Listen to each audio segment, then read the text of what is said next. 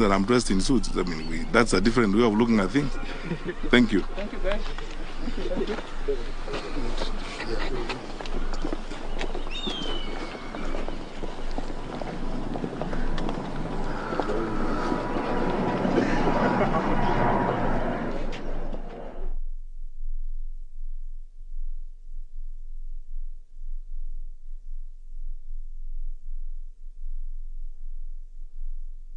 Australia is in Intelligence-led decision based on whims or ordinary things. And we collect information on a regular basis all the time. And we are driven by data. You know, we are intelligence-led in the decisions we make. There's something in the security sector we call a threat profile. Threat profile is when we wake up in the morning, and most of these gentlemen who are standing before you here, we start interactions from as early as sometimes 4 a.m. in the morning or 3, or sometimes depending on what the night has thrown to us, we are awake all night. We look at what are the major threats we are facing as a country, and we start working on them. And we have a threat profile where you look at, you know, Al-Shabaab is now giving us problems, blah, blah, they're targeting this, they're doing this, and so on. Then you go all the way from number 1 to whatever number, as it were. Your deployment and your focus, or if you're going to follow somebody, it is because you believe that in that threat profile they rank very high. I've said this before when I was called to Parliament one time. Some of those individuals who are saying that the police are after them or they are threatening them, in the threat profile between number 1 and 500, they are not there.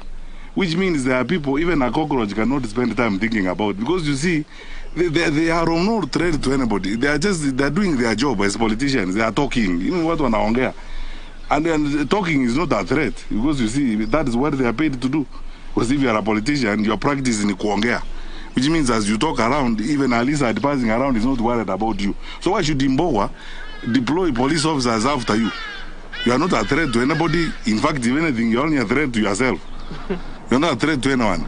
So I don't understand who those people are who are claiming that their lives are in danger. But anyway, the truth of the matter, and many of them,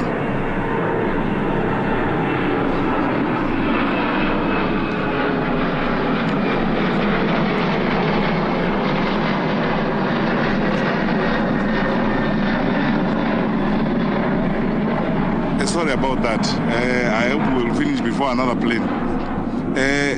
So those who are making those claims, some of these sympathy-seeking or sympathy-craving, you know, publicity stunts about my life is in danger and so on, police are after me, and these gentlemen have better things to do. And as I told you, if they have to go to look at somebody, they look at the threat profile. Where do you feature? If between number 1 and 600, you don't feature, why would a senior police officer like, you know, Tiombo spend time on you, honestly, and deploy police to look after you? You are not a threat to anybody. You are not a threat to anybody. If anything, you are a threat to yourself. So why would we now say you put police officers behind you and so on? So people keep making all these silly claims around. But anyway, anytime anybody has come up and said, I have a problem, and genuinely there's a problem, the Inspector General has always deployed. In fact, even this morning I was meeting some observers who are asking me, oh, you know, there are political leaders who are saying they need more security. Anyone who has walked up to the Inspector General Police or any of his structures and requested for additional security will get it. And let me repeat it here again today. Wherever you are, Mr. So-and-so, Madam So-and-so, wherever you are, if you feel that you actually need more protection and more security, please walk straight to the police station next to you, talk to the OCS there and report the matter, or look for your sub-county police commander or your county commander, whoever you will meet. We will give you security that you need. It is your right. We will not be doing you a favor.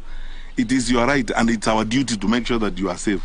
But these other claims that people are making, as I told you, when you look at the threat profile and you discover the person who's claiming that, oh, his life is in danger and we have deployed police vehicles to follow him around, you discover it's somebody who, as I've told you, even a cockroach will not bother to think about for a second time. Hapa naitwa Boni kutoka Ruto TV. Ningependa kujua shughuli ya upelelezi ya wale majamaa walishikwa kule Eldoret, kama unasambaza vikaratasi vya uoga imefikia wapi? Alafu nyingine sema kwamba serikali ifanye mambo kwa giza. Lakini kwangu hivi ni kuna giza pale. Kuna wale majamaa wa Venezuela walishikwa, alafu ajeka akaongea na waandishi wa habari akasema kwamba shughuli imesuluhishwa na mambo yamekuwa sawa sawa. So sijui ili solution vipi. Napenda kujua. Alafu la mwisho kuna DPP